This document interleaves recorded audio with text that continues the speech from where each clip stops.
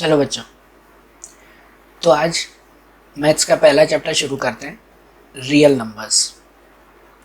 Real numbers के बारे में हम लोग ये चैप्टर शुरू करें, लेकिन उससे पहले थोड़ा सा रिवाइज कर लेते हैं पहले का। आप लोगों को नंबर्स के बारे में अगर पता हो तो मैथ्स में कहते हैं इनफाइनाइट नंबर्स होते हैं। ये हमें पता ही है कि भाई मैथ्स में इनफाइनाइट नंबर्स आते हैं, जिसे अलग अलग ग्रुप में क्लासिफाइड करते हैं, जैसे कि natural numbers, whole numbers, integers, rational numbers, irrational numbers और रियल नंबर्स। आप लोगों को याद हो तो इन सब के बारे में हम लोग आगे के स्टैंडर्ड्स में पढ़ चुके हैं। फिर भी एक रिवाइज कर लें अगर, तो सबसे पहले आता है नेचुरल नंबर्स। नेचुरल नंबर्स मतलब वो जो 1 से शुरुआत होते हो, मतलब 1 2 3 4 5 6 7 इनफाइनाइट तक आने वाले नंबर्स, ये नंबर नेचुरल नंबर्स कहलाते हैं। नेचुरल नंबर्स के बाद दूसरे आते हैं होल नंबर्स। होल नंबर्स कहलाते हैं natural number including zero. Natural numbers के साथ ज़ीरो अगर इंक्लूड हो जाए तो वो होल नंबर कहलाते हैं। मतलब होल नंबर कहें तो वो ज़ीरो से शुरुआत होती है। 0 1 2 3 4 5 6 7 इनफाइनाइट तक आने वाले नंबर्स वो होल नंबर्स कहलाते हैं। होल नंबर्स के बाद दूसरे आते हैं, वो आते हैं इंटीजर्स। इंटीजर्स वो आप लोगों को ध्यान हो तो जो हम लोग नंबर लाइन्स पे लिखते थे, नंबर लाइन में बिल्कुल बीच में ज़ीरो, राइट साइड पे आने वाले पॉजिटिव इंटीजर्स 1 2 3 4 इनफाइनाइट तक, और लेफ्ट साइड पे आने वाले नेगेटिव इंटीजर्स -1 -2 -3 इनफाइनाइट तक। तो ये सभी नंबर्स हमारे लिए क्या कहलाते हैं? इंटीजर्स कहलाते हैं, जो नेगेटिव और पॉजिटिव और ज़ीरो जिसमें इंक्लूड होते हैं। इंटीजर्स जिसे हम लोग सिंबल कहते हैं z। इंटीजर्स के बाद आते हैं रैशनल नंबर्स। रैशनल नंबर्स वो कि जो फ्रैक्शन में आते हो, मतलब अपॉन में जो लिखे जाते हो फ्रैक्शन में, डेसिमल्स में जो लिखे जाते हो जैसे -3.75, रूट में जो लिखे जाते हो, लेकिन ऐसा रूट जिसका परफेक्ट आंसर मिलता हो, जैसे कि 25 का रूट 5, या फिर ये डेसिमल वाले नंबर्स। तो ये सभी नंबर जिसमें पहले के नंबर तो इंक्लूड होंगे ही होंगे, मतलब negative integers, positive integers, zero, इसके अलावा फ्रैक्शन, डेसिमल, रूट वाले नंबर जिनका पूरा आंसर मिलता हो, तो वो नंबर्स हमारे लिए कहलाते हैं रैशनल नंबर्स, जिसे हम लोग क्यू कहते हैं। रैशनल नंबर्स के बाद दूसरा देखें तो वो आते हैं इरेशनल नंबर्स, जिसे सिंबल आई कहते हैं।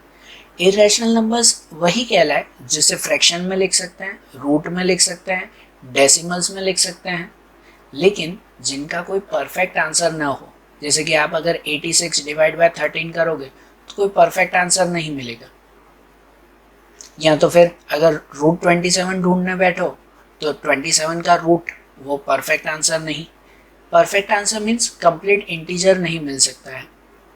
या फिर डेसिमल्स में भी देखो तो कोई नंबर्स का डिवाइड करते वक्त तो पीछे नॉन रिकरिंग नंबर्स आते हैं, जो सेम नंबर रिपीट ना होते वैसे नंबर्स जो है वो ये डिवाइड में आते हैं।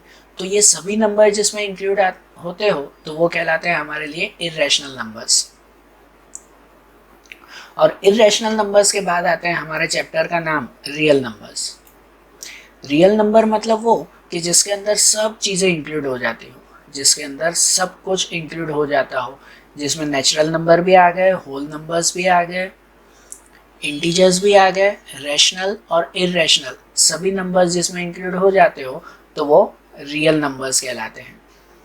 मीन्स जिसके अंदर natural, whole, integers, rational, irrational सब नंबर इंक्लूड हो जाते हो ना, वो नंबर्स हमारे लिए कहलाते हैं रियल नंबर्स। हमें इस चैप्टर में रियल नंबर्स के बारे में समझना है, रियल नंबर समझना है, और उसके बाद कुछ नए टॉपिक्स भी सीखने हैं। जैसे कि कुछ नए टॉपिक्स में पहला टॉपिक हम देखें तो वो आता है Euclid division lemma. Euclid's division lemma. अब लेमा मीन्स आप लोगों के लिए अगर सबसे सिंपल लैंग्वेज में कहा जाए ना तो लेमा मीन्स कहलाते हैं एक तरह का रूल्स, मतलब यूक्लिड डिवीजन रूल, या कहो यूक्लिड डिवीजन एल्गोरिदम या रूल्स, लेमा। तो यूक्लिड डिवीजन एल्गोरिदम या डिवीजन रूल क्या बताता है?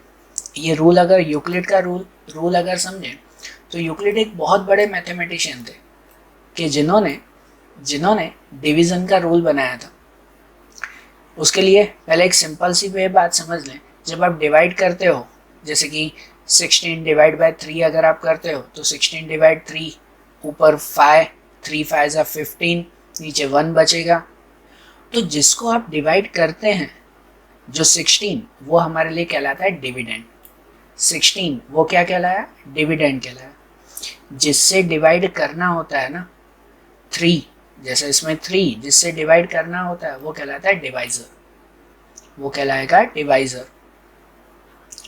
जो ऊपर आंसर आता है, जैसे 3 5 आपने किया, 3 5 15, ऊपर जो आंसर है उसे कहते हैं क्वार्टेंट। और जो नीचे लास्ट में जो नंबर्स बच जाते हैं वो नंबर कहलाते हैं रिमाइंडर। डिवाइड में हमेशा ये चीज़ें आती हैं, जिसको डिवाइड करना है वो डिविडेंड, जिससे डिवाइड करना है वो डिवाइजर, जो ऊपर आंसर मिला वो क्वार्टेंट, और जो आखिरी में नंबर बच गया वो रिमाइंडर।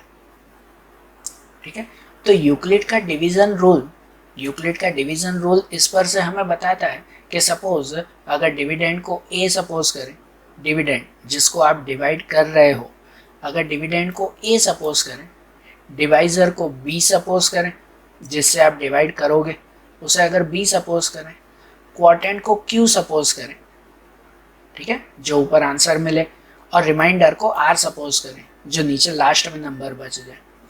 तो उसका डिवीजन रूल ये बताता है हमें, एक ही रूल इस चैप्टर में पहला, और ध्यान से समझना, डिवीजन रूल ये बताता है कि a equal to b multiply q plus are.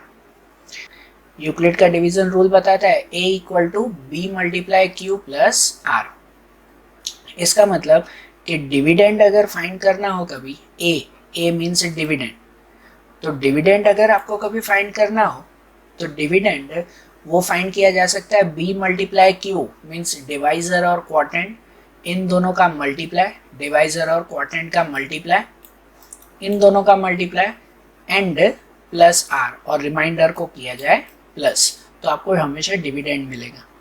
जैसे कि इसी क्वेश्चन में देख लो कि 16 डिवाइड बाय 3, तो 3 5 जा 15, नीचे 1 बचा। तो अगर आपको 16 ही फाइंड करना हो तो चेक कर लो इन दोनों का मल्टीप्लाई, 3 मल्टीप्लाई 5, तो 3 मल्टीप्लाई 5 15, और उसमें रिमाइंडर प्लस करो तो 15 प्लस 1, तो आंसर आपको क्या मिल जाएगा? 16। इसका मतलब यूक्लिड का डिवीजन एल्गोरिदम या डिवीजन रूल ये बताता है कि डिविडेंड वो कैसे मिलेगा? Divisor multiply quotient plus remainder, या शॉर्ट में कहो तो a equal to b multiply q plus r. ठीक है ना? कोई भी डिवाइड में, कोई भी डिवीजन में अगर हमें डिविडेंड फाइंड करना हो तो वो डिविडेंड ऐसे फाइंड कर सकते हैं, जिसमें आर की वैल्यू, रिमाइंडर की वैल्यू हमेशा 0 और b के बीच में आएगी, जहां पर आर हमेशा 0 या उससे बड़ा होगा और b मीन्स डिवाइजर से छोटा होगा। जैसे कि अगर आप 16 डिवाइड बाय 3 करते हो तो कभी रिमाइंडर 3 से बड़ा बचेगा? खुद ही सोचो, रिमाइंडर कभी 3 से बड़ा बचेगा? कि मैं इसको ऐसे डिवाइड कर सकता हूँ कि भाई 16 को 3 से डिवाइड करें तो 3 3 जा 9 और नीचे 7 बचे, ऐसे करेंगे? नहीं ना। रिमाइंडर कभी भी डिवाइजर से बड़ा नहीं होता, हमेशा डिवाइजर से छोटा ही होता है, इसलिए ये रूल कहते हैं r is always less than b. तो डिवीजन रूल जो है वो ये कहते हैं a equal to B Q plus r. और यूक्लिड के डिवीजन रूल का हमें चैप्टर में क्या यूज करना है? तो यूक्लिड के डिवीजन रूल जो a equal to B Q plus r, इस रूल का हमें इस चैप्टर में दो चीज़ें ढूंढने के लिए यूज करना है, जो आता है HCF and LCM। HCF and LCM। HCF means कहते हैं highest common factor, highest common factor, and LCM means कहते हैं लीस्ट कॉमन मल्टीपल। तो ये दोनों ढूंढने के लिए हमें यूक्लिड के रूल्स का यूज करना है। तो HCF और LCM ये सुनकर याद आ गया होगा कि हाँ भाई ये तो पहले के स्टैंडर्ड्स में हम लोग फाइंड करते थे, 10th में फिर से आ रहा है ना। तो HCF और LCM पहले के स्टैंडर्ड्स में फाइंड करते थे, लेकिन वो अलग थोड़ी मेथड से था। इस बार हमें ये HCF और LCM फाइंड करना है यूक्लिड की मेथड से। तो थोड़ा सा रिवीजन भी कर लें। हम लोग HCF और LCM थोड़ा पुरानी मेथड से ढूंढने की ट्राई करें। पहले एक रिवाइज कर लें कि सपोज HCF ऑफ 18 एंड 48 पहले फाइंड करें। 18 और 48 का HCF, highest common factor. Highest common factor means कि 18 और 48 ये दोनों बड़े से बड़े कौन से टेबल में आ सकते हैं। जैसे 18 और 48 ओरली पहले समझ लेते हैं कि 18 और 48 ये जो है वो 2 की टेबल में भी आते हैं दोनों, लेकिन उससे बड़ी अगर देखें तो ये दोनों 3 की टेबल में भी आते हैं, लेकिन उससे भी बड़े अगर देखें तो ये दोनों 6 की टेबल में भी आते हैं। ठीक है, उससे ज़्यादा अगर देखें तो उससे बड़ी कोई भी टेबल में ये दोनों नहीं आते। ठीक है ना, कोई नंबर से ये दोनों डिवाइड नहीं होंगे। मतलब इन दोनों के लिए सबसे बड़ा नंबर 6 कहलाया। तो ये जो सबसे बड़ा नंबर कहलाया ना, हाईएस्ट कॉमन फैक्टर, तो ये 2 में भी आते हैं, 3 में भी आते हैं, 6 में भी आते हैं, लेकिन हाईएस्ट नंबर 6 वो HCF कहलाता है। हम लोग पहले HCF ऐसे फाइंड करते थे, जैसे अगर 18 और 48 का HCF फाइंड करना है तो 18 का फैक्टराइज करते थे। याद है ना ये फैक्टर्स? 18 को 2 से फैक्टर करते तो 2 9 जा, फिर 9 को 3 से तो 3 3 जा, और फिर 3 को 3 से तो 3 1 जा। ऐसे ही 48 को 2 से किया तो 2 24 जा, 24 को 2 से किया तो 2 12 जा, 12 को 2 से किया तो 2 6 जा, 6 को 2 से डिवाइड किया तो 2 3 जा, और 3 को 3 से डिवाइड किया तो 3 1 जा। मीन्स अब अगर 18 के फैक्टर्स आप देखो तो 18 के फैक्टर्स आ जाते हैं 2 मल्टीप्लाई 3 मल्टीप्लाई 3, यहाँ से लिखे ना 2 मल्टीप्लाई 3 मल्टीप्लाई 3। 48 के अगर आप फैक्टर्स देखो तो 48 के फैक्टर्स यहाँ से लिखेंगे 2 मल्टीप्लाई 2 मल्टीप्लाई 2 मल्टीप्लाई 2 मल्टीप्लाई 3। अब HCF फाइंड करना हो तो दोनों में कॉमन ढूंढते हैं, highest common factors means common find करते हैं। तो जैसे देखो दोनों में 2 कॉमन है, एक दोनों में एक दूसरा 3 कॉमन है, और कोई नंबर्स इसमें कॉमन नहीं है, तो 2 एंड 3 कॉमन है, तो HCF हो गया 2 multiply 3 equal to 6। Mean HCF हम लोग ऐसे फाइंड करते हैं 2 मल्टीप्लाई 3 6। याद आ रहा है ना, ऐसे पहले HCF फाइंड करते थे। ऐसे ही LCM अगर हम फाइंड करते थे, जैसे यही LCM ऑफ 18 एंड 48, तो LCM फाइंड करने के लिए फैक्टर्स हम लोग साथ में करते थे, अलग अलग नहीं। LCM मीन्स कहलाता है लीस्ट कॉमन मल्टीपल, फैक्टर्स नहीं, ये आता है मल्टीपल। मल्टीपल मीन्स अगर आपका हो तो 18 और 48 दोनों की टेबल्स अगर लिखी जाए, 18 की टेबल लिखी जाए, 18 2 36 54 ऐसे अगर लिखी जाए, और 48 की टेबल अगर लिखी जाए, तो इन दोनों की टेबल में सबसे पहले कौन सा नंबर सेम आएगा, दोनों की टेबल में सबसे पहले कौन सा नंबर सेम आएगा, तो वो कहलाता है लीस्ट कॉमन मल्टीपल। लीस्ट मतलब सबसे पहले आने वाला, सबसे छोटा। तो इसके लिए साथ में फैक्टर करते हैं, जैसे 18 और 48 को साथ में 2 से डिवाइड करें तो 2 9 जा 18 और 2 24 जा। अब फिर से अगर 2 से डिवाइड करें तो 9 2 में नहीं होता, तो वो वही रहेगा 9। 12 24 का हो जाएगा 12। 12 को अगर 2 से डिवाइड करें तो 9 वही रहेगा, 9 2 की टेबल से डिवाइड नहीं होगा, 12 का हो जाएगा 6। फिर अगर 2 से डिवाइड करें तो 9 सेम, 6 का हो जाएगा 3। फिर अब दोनों में से कोई भी 2 की टेबल से डिवाइड नहीं होता, तो अब 3 से करें, तो 9 3 से डिवाइड करेंगे तो 3 3 जा, और ये 3 1 जा, और फिर 3 से करें तो 1। और इन सब नंबर्स का अगर मल्टीप्लाई करें तो वो हमारा LCM मिलता है। मीन्स LCM मिलेगा हमें 2 multiply 2 multiply 2 multiply 2 multiply 3 multiply 3, और इन सब का मल्टीप्लाई हमें बताता है 144। मीन्स 144 ऐसा नंबर है कि इन दोनों के टेबल को अगर कंटिन्यूसली लिखा जाए तो सबसे पहला same number least common multiple वो 144 आता है। तो ये HCF और LCM ये हम लोग पहले ऐसी मेथड से ढूंढते थे, लेकिन इस बार 10th स्टैंडर्ड में हमें ये फाइंड करना है, वो फाइंड करना है यूक्लिड की मेथड से। यूक्लिड की मेथड से अगर चेक करें, जैसे कि HCF और 18 एंड 48 बाय यूक्लिड्स एल्गोरिथम, तो यूक्लिड के डिवीजन एल्गोरिथम से फाइंड करें तो उसके लिए आपको एक ही रूल याद रखना है a equal to b multiply q plus r. तो इसको अगर समझें तो इसको कैसे फाइंड करना है, ये मेथड समझना, ध्यान से समझना ये मेथड। जैसे कि 18 एंड 48 है, तो इन दोनों में से पहले बड़ा नंबर कौन सा है वो पहले चेक करेंगे। कि सपोज 48 ये बड़ा नंबर है, तो 48 को 18 से डिवाइड करेंगे, 48 को 18 से डिवाइड करें। तो 48 को अगर 18 से डिवाइड करें तो डिवीजन कुछ ऐसा होगा ना, 48 डिवाइड बाई 18 करें तो 18 2 ज़ा 36 और अपॉन में रिमाइंडर बचेगा 12। और जैसे हमें पता है कि यूक्लिड के रूल के हिसाब से इसको कैसे लिखा जाता है कि 48 equal to a equal to b multiply q plus r. तो ए पे क्या लिख सकते हैं 48, ए पे लिख सकते हैं 48 मीन्स ये लिखा जाएगा 48 equal to b multiply q means 18 multiply 2 plus 12। ये लिखा जाएगा 18 मल्टीप्लाई 2 और प्लस 12। तो इसको ऐसे लिखा जाएगा ना 18 मल्टीप्लाई 2 प्लस 12। ये यूक्लिड के रूल के हिसाब से इसे लिखा ना।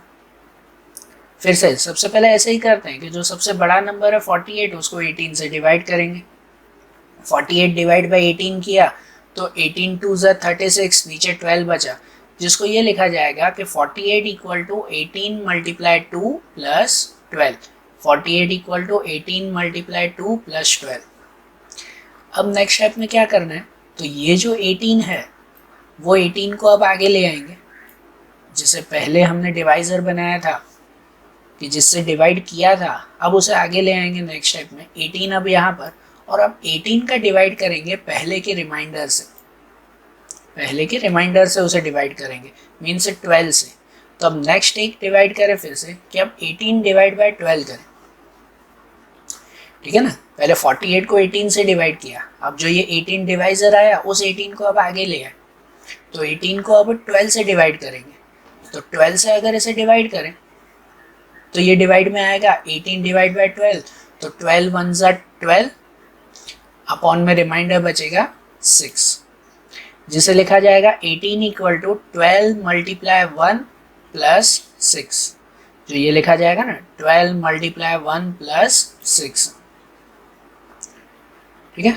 अब नेक्स्ट स्टेप में फिर से वही करना है कि अब यहाँ पे कौन सा नंबर आया आपका 12। अब 12 को आगे ले आएंगे, 12 को आगे ले आएंगे और अब 12 को किससे डिवाइड करेंगे 6 से।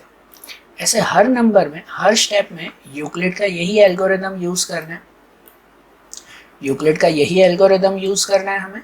और हमेशा जो डिवाइज़र है उस डिवाइज़र को आगे ले आकर उस रिमाइंडर से डिवाइड करना है। जैसे 18 को आगे ले आए उसको 12 से डिवाइड किया, अब 12 को आगे ले आए उसको 6 से, और ऐसा कब तक करते जाना है, तब तक करते जाना है जब तक कि आखिरी में रिमाइंडर 0 ना आ जाए, है ना। फिर जितनी भी बार हो, 2 बार 3 बार 5 बार 7 बार जितने भी स्टेप्स हो, हमें वही कंटिन्यू करते जाना है। जैसा कि अब ये 12 आया तो 12 को 6 से डिवाइड करेंगे, फिर से यहाँ रफ में डिवाइड करें कि 12 डिवाइड बाई 6, तो 6 2 ज़ा 12, नीचे फिर 0 आएगा, है ना। अब यहाँ 0, तो अब 12 को 6 से डिवाइड किया तो इसको ऐसा लिखा जाएगा 6 मल्टीप्लाई 2 प्लस 0, कि 6 मल्टीप्लाई 2 प्लस 0। अब इस स्टेप में अगर देखें ना कि जैसे हर स्टेप में डिवाइज़र को आगे ले आ रहे थे, 18 को आगे ले आए, 12 को आगे ले आए, अब 6 को आगे ले आएंगे, तो अब 6 को 0 से डिवाइड पॉसिबल है, अब 6 को 0 से डिवाइड पॉसिबल नहीं है, इसीलिए ये 6 वो हमारा फाइनल आंसर कहलाएगा। इसका मतलब 18 और 48 का HCF क्या आया 6। हमने आगे की मेथड में देखा था, जो पुरानी मेथड, उसमें भी 6 ही था, ये भी 6 ही है, आंसर तो सेम ही आएगा, सिर्फ हमें ये नई मेथड सीखनी है। तो यूक्लिड के डिवीजन मेथड से HCF कैसे फाइंड करना है वो ध्यान आ गया ना। अब ऐसे ही इसका अगर LCM फाइंड करना हो तो यूक्लिड की मेथड से LCM फाइंड करना हो तो एक फार्मूला आती है। यूक्लिड की मेथड से अगर LCM फाइंड करना हो तो ये एक फार्मूला आएगी, जो फार्मूला आएगी A multiply B upon HCF। Formula बनेगी A multiply B upon HCF। तो A मल्टीप्लाई B क्या, ये A और B क्या, तो A और B कहलाएंगे ये दोनों नंबर्स जो हमारे क्वेश्चन में थे, कौन से दो नंबर्स, 18 मल्टीप्लाई 48, तो a multiply b upon HCF में जो आपका आंसर है। तो इसका अगर सॉल्यूशन हम देखें तो a मल्टीप्लाई b मीन्स कहलाएगा 18 multiply 48, 18 multiply 48 divide by HCF, तो डिवाइड बाय 6। अब इनका अगर कट करोगे आप तो ये जैसे कट होता है ना, 6 3 ज़ा 18 और ऊपर नंबर बचेगा 3 मल्टीप्लाई 48, तो 48 मल्टीप्लाई 3 आंसर मिल जाएगा 144। तो इसका एलसीएम कौन कितना मिला, 144। ठीक है, तो यूक्लिड की मेथड से HCF और LCM कैसे फाइंड करना है, ये एक मेथड थी। अब ये मेथड जैसे ध्यान आई तो इसी मेथड के हिसाब से अब हम लोग टेक्स्ट बुक की एक्सरसाइज शुरू करें। जैसे टेक्स्ट बुक की एक्सरसाइज 1.1 में यही क्वेश्चन पहले देखें। जैसे कि सबसे पहले क्वेश्चन नंबर 1 देखें हम, तो क्वेश्चन नंबर 1 में लिखा हुआ ही है, use Euclid's division algorithm to find the HCF of 135 and 225। अब हमें 135 और 225 का HCF फाइंड करना है, जैसे यूक्लिड की मेथड से हमने ढूंढा था वैसे ही। ये अब अगर प्रॉपरली समझे तो यहाँ पर पहले बताएंगे, ये जो मैंने लिखा हुआ है ये एक प्रॉपर मेथड से लिखा हुआ है। अगर आप लोग एग्जाम में लिखो तो इस मेथड के थ्रू आप लिख सकते हो। जैसे कि यहाँ पर सबसे पहले बताएंगे कि हियर 225 इज ग्रेटर देन 135, 225 वो 135 से बड़ा है। So by Euclid division algorithm A equal to BQ plus R, इस रूल के हिसाब से मीन्स आप 225 को 135 से डिवाइड करो, जैसे हम लोग रफ में डिवाइड करते हैं उस तरह से, कि अगर आप 225 को 135 से डिवाइड करोगे तो 135 से डिवाइड करने में ऐसे मिलेगा कि 135 1 जा और नीचे रिमाइंडर 90 बचेगा, जिसे इस फॉर्म में लिख सकते हैं कि 225 इक्वल टू 135 मल्टीप्लाई 1 प्लस 90। जैसे मैंने आपको बताया कि A equal to BQ plus R, इस फॉर्म में इसे लिखेंगे। अब नेक्स्ट स्टेप फिर से वही कि अब 135 को आगे ले आए और उसको 90 से डिवाइड करें। तो अब अगर 135 को 90 से डिवाइड करें तो ये यूक्लिड के रूल के हिसाब से इसको लिखा जाएगा 135 इक्वल टू 91 जा और प्लस 45 आएगा। अब नेक्स्ट स्टेप में फिर से वही, अब 90 को आगे ले आएंगे और 90 को डिवाइड करेंगे 45 से। तो अब 90 को अगर 45 से डिवाइड करें तो 90 इक्वल टू 45 2 जा प्लस 0, लो तो आ गया ये रिमाइंडर 0। अब ये 45 को आगे ले जाना पॉसिबल नहीं है, क्योंकि अगर 45 को आगे ले आए तो 0 से डिवाइड नहीं आएगा। मैंने बताया ये डिवाइड तब तक करते जाते हैं जब तक रिमाइंडर 0 ना आ जाए। तो अब 45 को आगे नहीं ले जा सकते, इसीलिए हमारा HCF क्या बनेगा, 45। जैसे लिख सकते हैं कि now the remainder is 0, so the process stop and the divisor at last step is 45। आखिरी स्टेप में डिवाइजर कौन सा रहा, 45 रहा। So HCF of 135 and 225 equal to 45। ठीक है, इजी है ना। ऐसे ही दूसरा क्वेश्चन समझे तो सेकंड क्वेश्चन आता है 196 और 38,220 का HCF फाइंड करना है। इन दोनों का HCF फाइंड करें तो ये भी वैसे ही मेथड, यहाँ पे बताएंगे हियर 38,220 इज ग्रेटर देन 196।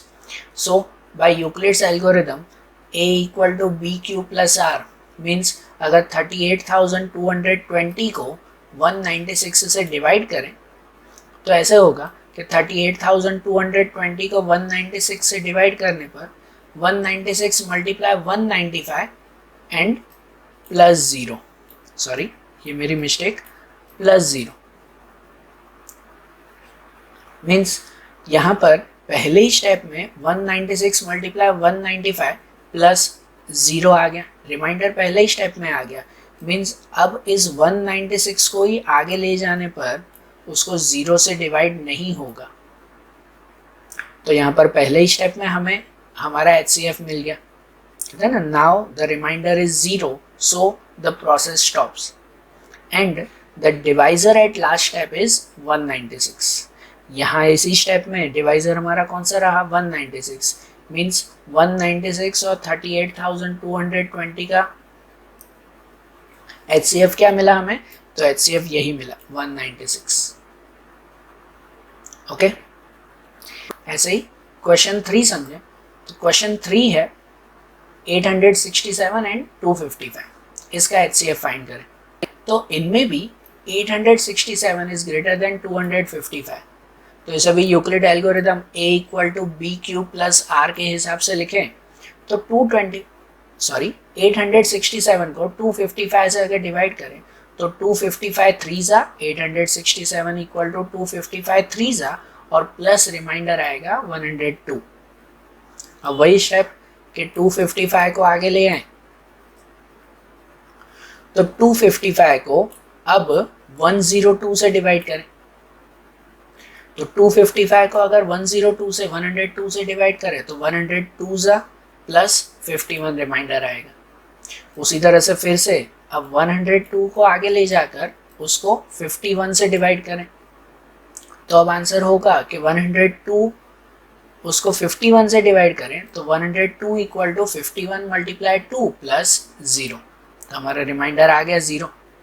अब 51 को अगर आगे ले आए तो वो पॉसिबल नहीं है 0 से डिवाइड, इसीलिए ये 51 हमारा आंसर कहलाया। वही लिखे ना कि now the remainder is 0, so the process stops and the divisor at last step is 51, so HCF of 867 and 255 equal to 51। तो देखो कैसे सिंपल मेथड से यूक्लिड के एल्गोरिदम के थ्रू हमने HCF ढूंढना सीखा। अब नेक्स्ट टॉपिक चैप्टर का और नेक्स्ट सम्स वो हम लोग अगले वीडियो में देखेंगे। Thank you.